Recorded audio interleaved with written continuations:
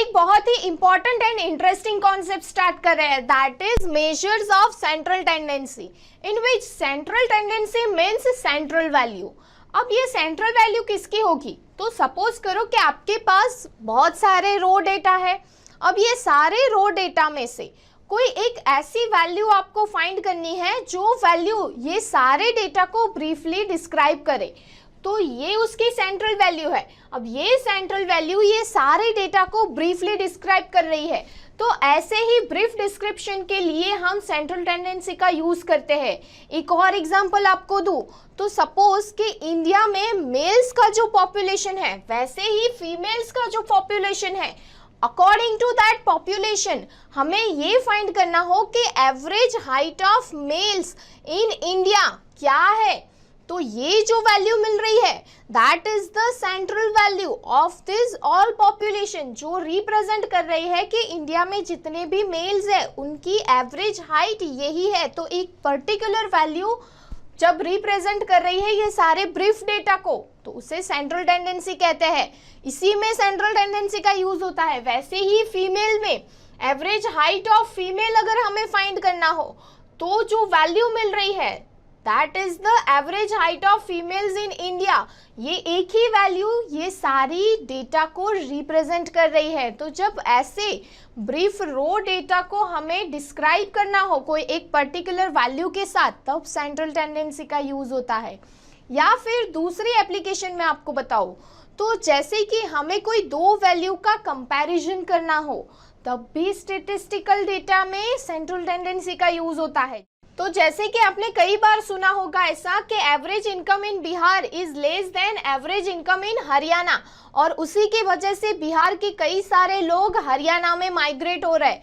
तो ये सारा स्टैटिस्टिकल एनालिसिस करने के लिए सेंट्रल टेंडेंसी का यूज होता है। इसी तरह के अगर हमें कोई भी दो डेटा को कंपेयर भी करना हो तो सेंट्रल टेंडेंसी का यूज होता है। वैसे ही कोई ब्रीफ स्टैटिस्टिकल डेटा का एनालिसिस करना हो, लाइक कोई कंपनी है कार की, ठीक है, और उनके डिफरेंट मॉडल्स है कार के। अब ये सभी मॉडल्स में से कौन से मॉडल का सेलिंग ज्यादा हो रहा है, उसके बेस कौन से मॉडल का प्रोडक्शन ज्यादा करना है, अगर ये सारे डेटा का एनालिसिस करना है तब भी सेंट्रल टेंडेंसी का यूज होता है।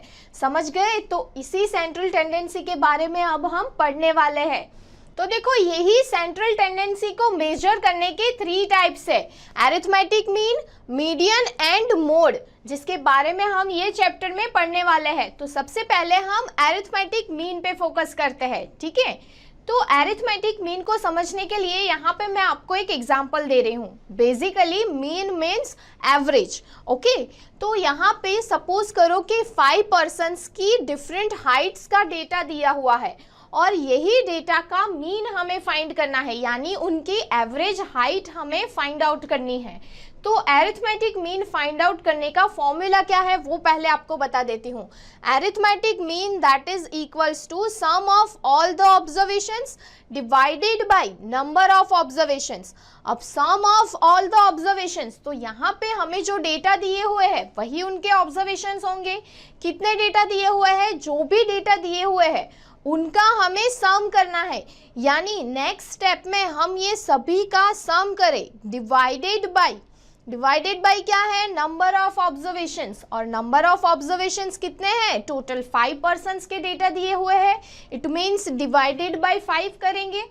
तो देखो इसका कैलकुलेशन करने पे हमें ये जो भी आंसर मिल रहा है that is the average height, it means it represents the arithmetic mean of given data, जिसको किससे रिप्रेजेंट किया जाता है? x बार से। समझ में आ रही है बात? तो आपने देखा कैसे हमने एवरेज निकाली। तो ऐसे ही कोई भी डेटा दिए गए हो और उसका इन जनरल फॉर्म हमें लिखना हो तो क्या लिखेंगे? तो देखो अब मीन का फॉर्मूला तो वही रहेगा, राइट। अब अगर हम इन जनरल बात करें तो यहाँ पे सबसे पहले हमने क्या किया था कि डिफरेंट ऑब्जर्वेशंस जो दिए हुए थे वो सभी का समेशन किया, यानी सभी को ऐड किया, राइट। तो यहाँ पे हम क्या करते हैं, कंसिडर कर लेते हैं कि x1, x2, x3 up to xn observations दिए हुए हैं और वो सभी का एडिशन करना होगा, यानी क्या होगा? x1 plus x2 plus x3 plus up to xn, okay, divided by formula में क्या है? Number of observations. अब नंबर ऑफ ऑब्जर्वेशंस कितने हैं, तो n ऑब्जर्वेशंस है, तो हम क्या लिख सकते हैं, डिवाइडेड बाई n। ओके, अब इसको इन जनरल लिखना है तो आप देखो फर्स्ट ऑब्जर्वेशन, सेकेंड ऑब्जर्वेशन, ऐसे n ऑब्जर्वेशंस है, तो हम क्या लिख सकते हैं, summation of i equals to 1 to n, क्योंकि यहाँ पे n नंबर ऑफ ऑब्जर्वेशंस है, राइट, ऑफ xi, ठीक है, डिवाइडेड बाई n। तो ये अरिथमेटिक मीन का इन जनरल फॉर्मूला हो गया। तो अब आपको ऐसे कोई भी डेटा दिए गए हो तो आप उसका अरिथमेटिक मीन इजीली निकाल सकते हो ये फॉर्मूला का यूज करके, ठीक है, जिसमें सिग्मा मीन्स समेशन, राइट, और ये जो x1, x2, x3 up to xn लिए है वो सारे क्या है, observations, right, and n is number of observations. समझ गए बात को? तो इसी तरह से कोई भी डेटा दिए गए हो उसका अरिथमेटिक मीन हम फाइंड आउट कर सकते हैं बहुत ही इजीली, जिसमें हमें एक वैल्यू मिलेगी जो ये सभी ब्रीफ डेटा को रिप्रेजेंट करेगी, ठीक है। तो उसी के बेस्ड हम एक दो एग्जांपल करते हैं ताकि आपको पता चल जाए कि मीन कैसे फाइंड आउट करते हैं, ठीक है। तो हमने अरिथमेटिक मीन क्या है, उसका फॉर्मूला क्या है, उसकी सारी प्रॉपर्टीज वो सभी कुछ देख लिया है, ओके। तो उसी के बेस्ड अब कुछ एग्जांपल्स करते हैं, examples based on mean of ungroup data, okay. और यहाँ पे ये जो एग्जांपल दिया हुआ है उसमें हमें क्या कहा गया है, फाइंड द मीन, यानी मीन फाइंड करना है हमें ये जो डेटा गिवन है उसका, ओके। तो मीन फाइंड करना तो इजी है, ऑलरेडी सब डेटा भी अवेलेबल है, मीन का फॉर्मूला ही रखना है। फॉर्मूला क्या है, x bar that is mean is equals to summation of i equals to 1 to कितने डेटा है, 5, okay, into xi divided by n, यानी total number of observations, okay. तो यहाँ पे हमें जो डेटा दिए हुए हैं वो कितने हैं, ये सभी डेटा है और वो सभी का क्या करना है, समेशन यानी कि एडिशन। तो चलो वो कर लेते हैं, x प्लस सेकेंड डेटा है x plus 2 plus x plus 4 plus x plus 6 plus x plus 8, total कितने डेटा हुए, 5 डेटा है। अब काउंट करके देख लो, डिवाइडेड बाय n यानी टोटल नंबर ऑफ ऑब्जर्वेशंस वो कितने हैं, 5, ओके। अब ये क्या करेंगे, ये सभी x का हम एडिशन करें तो कितने हैं, 1 2 3 4 5x है, तो हम यहाँ पे क्या लिखेंगे, 5x प्लस ये सभी वैल्यूज का एडिशन करेंगे तो मिलेगा 20 डिवाइडेड बाय 5। तो यहाँ पे 5 अगर कॉमन निकाले तो ब्रैकेट में क्या रहेगा, 5 in bracket x plus 4 divided by 5, right. तो अब क्या होगा, अब यहाँ से 5 कैंसिल हो जाएगा तो रिमेनिंग आंसर हमें क्या मिलेगा, आंसर हमें मिलेगा x plus 4 which is required answer, okay. यही रिक्वायर्ड आंसर है जो हमें फाइंड करना था, मीन की वैल्यू फाइंड करनी थी, तो मीन की वैल्यू मिल चुकी है, कितनी है, x प्लस 4। तो ये तो बड़ा ही सिंपल क्वेश्चन था, तो ऐसे कुछ और एग्जांपल्स भी करते हैं और देखते हैं, ठीक है। तो देखो ये क्वेश्चन में क्या दिया हुआ है, the mean of marks scored by 100 students was found to be 40, यानी यहाँ पे 100 स्टूडेंट्स के मार्क्स का मीन दिया हुआ है, कितना है, 40, ओके। तो हम यहाँ पे क्या लिख सकते हैं, सबसे पहले तो mean that is equals to 40।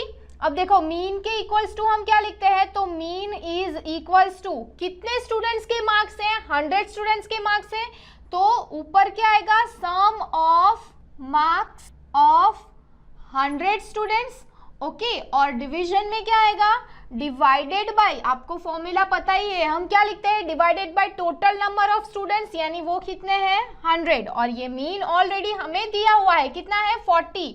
तो हम इसमें से क्या लिख सकते हैं, हम लिख सकते हैं सम of 100 students is equals to 40 into 100 that is equals to 4000, okay. तो ये हमें क्या मिल चुका है कि 100 स्टूडेंट्स के मार्क्स का सम है, कितना है, 4000। अब देखो आगे क्वेश्चन में क्या दिया हुआ है, later on it was discovered that a score of 53 was misread as 83। उसका मीनिंग क्या हुआ कि ये जो सम है मार्क्स का, ये 100 स्टूडेंट्स के मार्क्स का जो सम है, ओके, वो सभी मार्क्स में से एक मार्क 53 था, यानी करेक्ट वैल्यू 53 थी, बट उसको मिसरीड किया गया। ओके, यानी करेक्ट वैल्यू क्या थी 53 और इनकरेक्ट वैल्यू क्या थी 83, जिसे मिसरीड किया गया था, राइट। तो हम यहाँ पे लिख सकते हैं correct value is equals to 53, okay. और इनकरेक्ट वैल्यू क्या थी, incorrect value is equals to 83, जिसको मिसरीड किया गया था। तो देखो क्वेश्चन ध्यान से समझना, ये बहुत ही लॉजिकल क्वेश्चन है। यहाँ पे 100 स्टूडेंट्स के मार्क्स का मीन दिया हुआ था, ओके। उस पे से हमने क्या फाइंड किया, सम ऑफ मार्क्स ऑफ 100 स्टूडेंट्स, यानी 100 स्टूडेंट्स के मार्क्स का हमने सम फाइंड किया। कितना मिला हमें 4000। उसके बाद ऐसा कहा गया था कि 53 स्कोर को मिसरीड किया गया था एज अ 83। तो अब हमें करेक्ट मीन फाइंड करना है। क्या फाइंड करना है, करेक्ट मीन। तो वो कैसे करेंगे, तो देखो उसके लिए हम क्या करेंगे, हमारे पास ऑलरेडी इनकरेक्ट का सम है, इनकरेक्ट मार्क्स का सम है, जिसमें एक वैल्यू गलत रीड की हुई थी, राइट। अब हमें वो पता चल गया है कि इसमें गलत वैल्यू कौन सी रीड की गई थी, 83 को रीड किया गया था 53 की जगह पे, ओके। तो हम क्या करेंगे, हम यहाँ पे वो दोनों का जितना भी डिफरेंस आ रहा है, एक्चुअल ये वैल्यू होनी चाहिए थी 53, बट हमने यहाँ पे रीड की थी 83, तो ये दोनों का जो डिफरेंस आ रहा है वो हम ये 4000 में से सब्ट्रैक्ट करेंगे तो हमें करेक्ट सम मिल जाएगा। देखो उसके लिए मैं आपको एक एग्जांपल देती हूँ। सपोज करो कि मेरे पास 3 नंबर्स है, लाइक 3, 4 और 5, ओके। ये 3 नंबर का मुझे सम मिला। सम कितना मिला, सम मिला ये सभी का 12। अब मैं आपको बोलूँ, देखो ध्यान से सुनना, ये कॉन्सेप्ट ध्यान से समझना। अब मैं आपको बोलूँ कि मैंने गलती से इसको 4 ले लिया था, एक्चुअल वैल्यू तो इसकी थी 1। क्या थी, एक्चुअल वैल्यू थी इसकी 1, यानी करेक्ट वैल्यू थी 1, बट मैंने गलती से 4 ले लिया था। तो अब आप क्या करोगे, यहाँ पे ये जो सम आया है ये तीनों का, उसमें से ये दोनों का डिफरेंस माइनस कर दोगे, यानी -3 करोगे, तो अब आपको सम करेक्ट मिल गया 9। अब इसको हम क्रॉस चेक भी कर सकते हैं, देखो कैसे, तो 3, मैंने ये 4 गलत ले लिया था, उसकी जगह पे एक्चुअल में क्या होना चाहिए था 1 और 5, तो ये सभी का सम हमें क्या मिलेगा, ये सभी का सम हमें मिलेगा 9, यानी ये जो हमने फाइंड किया था which is the correct answer, right. तो उसके लिए हमने क्या किया कि हमारे पास ये जो इनकरेक्ट वैल्यू का सम था, ओके, उसमें ये जो करेक्ट वैल्यू आई, ये दोनों का डिफरेंस लेके हमने यहाँ पे उसको सब्ट्रैक्ट कर दिया, तो हमें ये सम एग्जैक्टली राइट मिला। तो यहाँ पे भी हमें यही कॉन्सेप्ट यूज करना है। देखो हमारे पास इनकरेक्ट वैल्यू भी है और करेक्ट वैल्यू भी है। पहले तो हमें क्या लेना है, वो दोनों का डिफरेंस लेना है। तो ये दोनों का डिफरेंस हमें क्या मिलेगा, ये दोनों का डिफरेंस हमें मिलेगा 30, राइट। यही डिफरेंस मिलेगा, 83 - 53 दैट इज 30। अब हमें क्या करना है, ये जो सम मिला उसमें से ये 30 को सब्ट्रैक्ट करना है, तो हमें ओरिजिनल सम मिल जाएगा। तो अब हम यहाँ पे क्या करते हैं, अब हम यहाँ पे वही चीज करेंगे, okay. Correct sum of is equals to क्या होगा, तो ओरिजिनल वैल्यू क्या है 4000, उसमें से हमें क्या सब्ट्रैक्ट करना है, ये 30 को, तो हमें आंसर क्या मिलेगा 3970 विच इज द करेक्ट सम। अब हमें उसपे से क्या फाइंड करना है, करेक्ट मीन, ओके। तो वो कैसे मिलेगा, तो देखो हम क्या लिखेंगे, करेक्ट मीन। मीन का फॉर्मूला तो आपको पता ही है, सबसे पहले सम चाहिए, तो करेक्ट सम हमें क्या मिला है 3970। और स्टूडेंट्स चेंज होंगे, यहाँ पे वैल्यू इंटरचेंज हो गई है, यानी वैल्यू हमने गलत रीड की थी, स्टूडेंट्स तो उतने के उतने ही है, तो हम डिवाइडेड बाय क्या करेंगे 100, तो उस पे से हमें आंसर क्या मिलेगा 39.70 is the correct mean which is our required answer, जो हमें फाइंड करना था। क्या फाइंड करना था, करेक्ट मीन, जो अब मिल चुका है। देखो क्वेश्चन थोड़ा लॉजिकल है, थोड़ी सोचने वाली बात है, बट डिफिकल्ट नहीं है। यहाँ पे हमें क्या बोला गया था, ये पार्ट इंपॉर्टेंट है कि 53 ओरिजिनल वैल्यू थी, जिसकी जगह पे मिसरीड किया गया था एज अ 83। तो हमने क्या किया, ये दोनों के डिफरेंस को इसमें से सब्ट्रैक्ट कर दिया, तो हमें करेक्ट सम मिल गया। और अगर हमें करेक्ट सम मिल गया तो उसपे से करेक्ट मीन तो इजीली मिल जाएगा। समझ में आ गया आपको। तो देखो ऐसा ही एक और क्वेश्चन करते हैं ताकि हमारे सारे फंडा क्लियर हो जाए, ओके। तो देखो ये क्वेश्चन में क्या दिया हुआ है, the mean of 5 number is 27, यानी मीन दिया हुआ है 5 नंबर का, कितना है 27। उसके बाद क्या कहा गया है, if one number is excluded, यानी ये 5 नंबर में से कोई भी एक नंबर निकल जाए, यानी कितने नंबर बचेंगे, 4 नंबर बचेंगे। अब वो 4 नंबर का मीन दिया हुआ है दैट इज 25। तो हमें फाइंड क्या करना है, फाइंड द एक्सक्लूडेड नंबर, यानी जो नंबर निकाल दिया है वो नंबर हमें फाइंड करना है। देखो बहुत ही इंटरेस्टिंग से क्वेश्चन सब आने लगे हैं। क्या करना है, सबसे पहले कोई भी 5 नंबर है उसका मीन दिया हुआ है, कितना है 27, तो वही से स्टार्ट करते हैं। क्या लिखेंगे हम यहाँ पे, mean is equals to sum of 5 numbers divided by total number कितने हैं 5 ही है, ओके। और ये मीन की वैल्यू दी हुई है, कितनी है 27, इंटू 5 करेंगे तो हमें क्या मिलेगा, सम ऑफ 5 नंबर्स, ओके। तो यहाँ पे 27 इंटू 5 कितना होगा, 135 is equals to sum of 5 numbers, okay. अब हमें क्या बोला गया था कि ये जो 5 नंबर्स है उसमें से एक नंबर एक्सक्लूड कर दे, यानी 5 में से 4 नंबर कर दे, तो उसका मीन दिया हुआ है कितना है 25, तो वही कर देते हैं हम।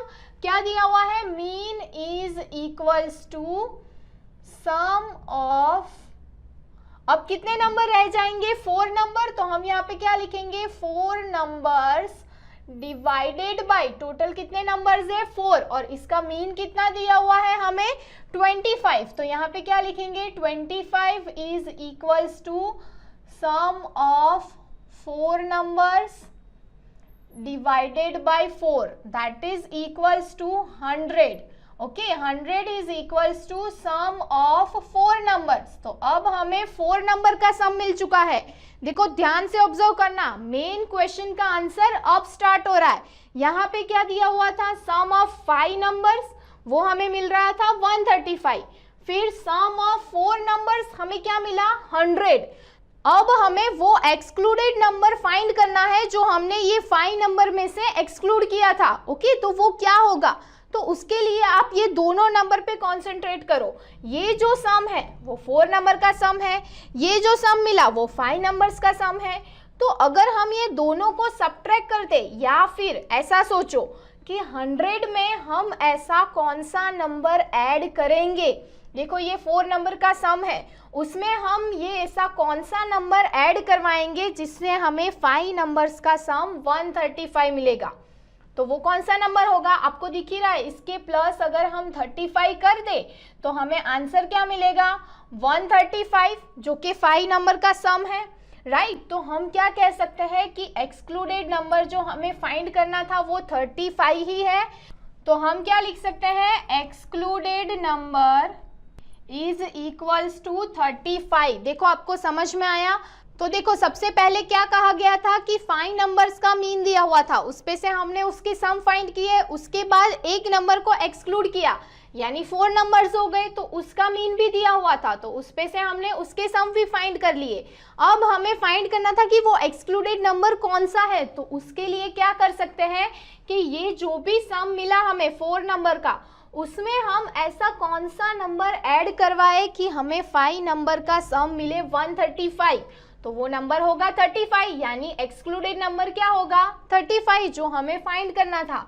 ठीक है, बड़ा ही इजी लॉजिक है बट थोड़ा सा ट्रिकी है, ओके। तो स्टूडेंट्स, अगर ड्रोन स्टडी के ये वीडियोस आपको अच्छे लग रहे हैं तो आप प्लीज इनको लाइक करें, सब्सक्राइब करें, कमेंट्स लिखें, स्टूडेंट्स अपने थॉट्स बताएं, हमारे साथ शेयर करें कि आप और क्या चाहते हैं। और इतना ही नहीं स्टूडेंट्स, सबसे इंपॉर्टेंट नीचे शेयर बटन पे क्लिक करें और अपने दोस्तों के साथ इन वीडियोस को व्हाट्सएप और फेसबुक पे शेयर करें स्टूडेंट्स, ताकि वो भी इन वीडियोस का फायदा उठा सकें स्टूडेंट्स, राइट।